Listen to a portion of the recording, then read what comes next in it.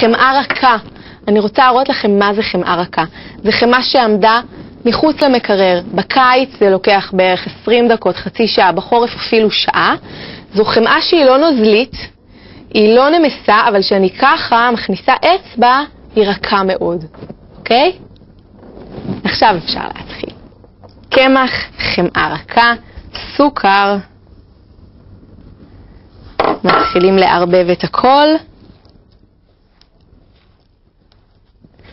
טיפונת אבקת אפייה.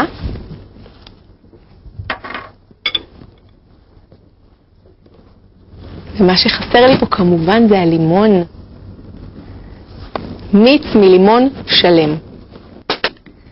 ככה העוגיות נראות כשהן אפויות.